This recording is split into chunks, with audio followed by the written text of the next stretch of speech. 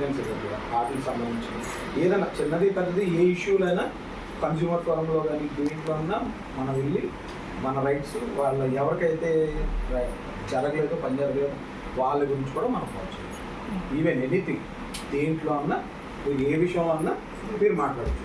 Right violation అయితే ఎవరికన్నా న్యాయం జరగలేదు అనుకోండి, ఏ విషయంలో వైలేషన్ అయినా మీరు మాట్లాడారు. కాబట్టి ఈవెన్ రేషన్ కార్డుకి బియ్యం ఇవ్వట్లేదు, లేదంటే ఆన్లైన్ పని చేయట్లేదు, కరెంట్ బిల్ ప్రాబ్లం వచ్చింది, చిన్న చెత్తగానే లేదు, పెద్దదైనా చిన్నదైనా ఏదైనా మీరే తలదొచ్చు.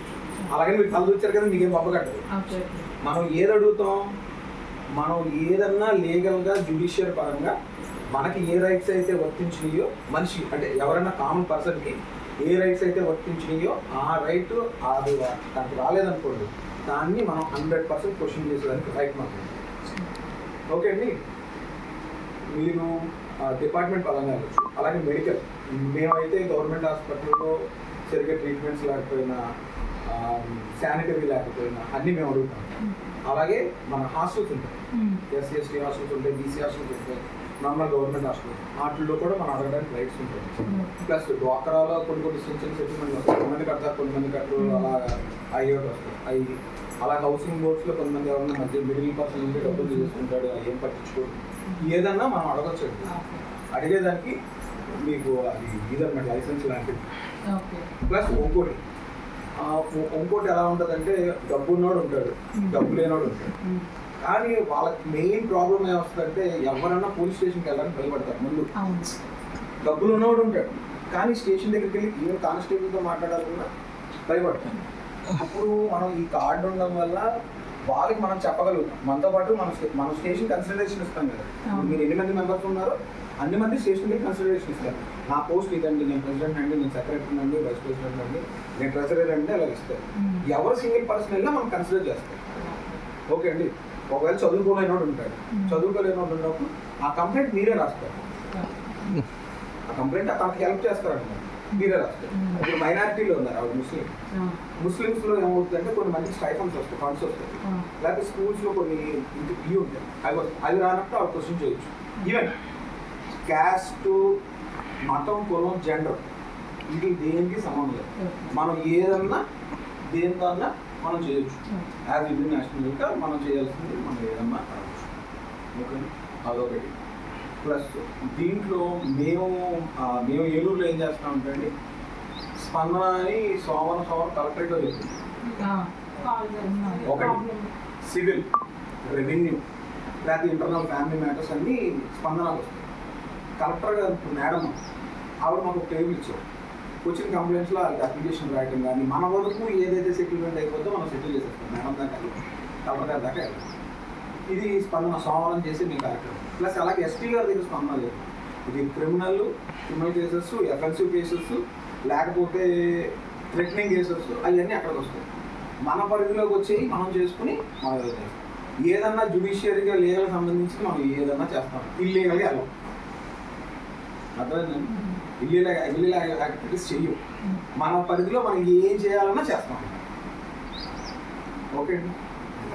ప్లస్ మన ప్రొఫెషన్ని మనం పాడు చేసుకోవాల్సిన పని లేదు. నేను బిజినెస్ చేస్తాను, జాబ్ చేస్తాను, నాకున్నాయి అన్నీ చేసుకుంటానే. ఫస్ట్ నేను ఏలూరు మన ప్రెసిడెంట్ అండి. నా టీం నాకుంది, కోటి ముందు అందరూ అన్నీ అయిపోయిన తర్వాత 2021లో జాయిన్ అయ్యాను. ఇప్పుడు నేను స్టేట్ అడిషనల్ సెక్రటరీ, అంటే నాకు ప్రమోషన్ వచ్చింది అనమాట. అందుకని మీకు చెప్పడానికి వచ్చాను, లేకపోతే నా లిమిట్ ఏలూరు వరకే. ఓకే అండి. ప్లస్ మనకి డిస్టిక్ సెక్రటరీ, డిస్టిక్ సపోర్ట్ ఉంటుందండి, స్టేట్ సపోర్ట్ ఉంటుంది, సిఇఓ గారి సపోర్ట్ ఉంటుంది, నేషనల్ సపోర్ట్ కూడా ఉంటుంది. అంటే మీకు లీగల్ సర్వీస్ సంబంధించి మీ దగ్గరికి ఏ ప్రాబ్లం వచ్చినా మీకు సాల్వ్ చేసుకోవచ్చు. లీగల్గా ఉన్నంతసేపు మనకి ఏ ప్రాబ్లం లేదు. మనం లాయర్ గారి దగ్గరికి వెళ్ళొచ్చు, జడ్జి గారి దగ్గరికి వెళ్ళొచ్చు, ఎస్పీ గారి దగ్గరికి వెళ్ళొచ్చు. మెయిన్ మనకి లెజిస్లేట్ కలెక్టర్ గారి దగ్గరికి వెళ్ళొచ్చు, ఆర్డీఓ గారి దగ్గరికి వెళ్ళొచ్చు, ఎంఆర్ఓ గారి దగ్గరికి వెళ్ళొచ్చు, ఎక్కడికన్నా వెళ్ళొచ్చు. ఈ సెక్షన్ వరకు ఇది. ప్లస్ మీకంటే ఎవరు మీకు కంప్లైంట్ చేయలేదు, మీకంటే ఎదురుకుంటే దాన్ని అఫెన్స్ చేయలేదు, డైరెక్ట్గా మీరే కంప్లైంట్ చేయొచ్చు. సో కంప్లైంట్ మీరు అలా కంప్లైంట్ చేయొచ్చు. ప్లస్ మీరు ఏ కంప్లైంట్ చేసినా మీ డిసిగ్నేషన్ ఉంటుంది, మీ సీల్ ఉంటుంది, మీ సైన్ ఉంటుంది. అదే మీరు 10 మంది ఉన్నారు కదా, 10 మంది కలిపి కంప్లైంట్ పెట్టారు దాని యాక్షన్ ఇంకా వేరే రకంగా. మనమే కంప్లైంట్ చేసామని అని తెలిస్తే ఎలా తీసుకుంటారు? అందులో అప్పుడు 10 మంది పెట్టుకుంటారు. ఇప్పుడు మీకు ప్యానల్ ఉంటుంది కదా, ఇప్పుడు మీరు 2 మంది ఉన్నారా, ఇది టీం వర్క్ అండి. మెయిన్ ఒకటి గుర్తుంచుకోండి, టీం వర్క్. ఒకరు ఎక్కువ కాదు, ఒకరు తక్కువ కాదు. మన దాంట్లో మెంబరు వాల్యుబులే, ప్రెసిడెంట్ వాల్యుబుల్. ఎవరు సైన్ అన్నా ఒకటే. ఒకసారి మీరు అందరూ కలిసి తీర్మానం చేసి సెటిల్మెంట్ చేస్తారనుకోండి, అక్కడతో అది క్లోజ్ అయిపోయింది. మనకి ఏదైనా ఒక కంప్లైంట్ వచ్చింది అనుకోండి, 60 డేస్లో మనం వాళ్ళకి సాల్వేషన్ ఇచ్చేస్తాం. 60 డేస్లో సాల్వ్ అవ్వలేదు అనుకోండి, ఫస్ట్ ఎస్పీ గారి దగ్గర పంపిస్తాం. ఎస్పీ గారికి 15 డేస్లో ఆయన సాల్వ్ చేసుకుంటాం. అక్కడతో మనం వదిలేస్తాం. మనం ఏదైనా తీర్మానం రాసేసి మనకు మీరు డ్వాక్రాలో తీర్మానం రాసుకుంటారు కదా, ఐడియా ఉందా? సేమ్ అలాగే ఒక కంప్లైంట్ రాసుకుంటారు. ఒక బాధితుడు మీ దగ్గరికి వచ్చాడు, ఒక కంప్లైంట్ రాసుకుంటారు. కంప్లైంట్ రాసుకుని హెడ్ ఆఫీస్ పంపిస్తారు.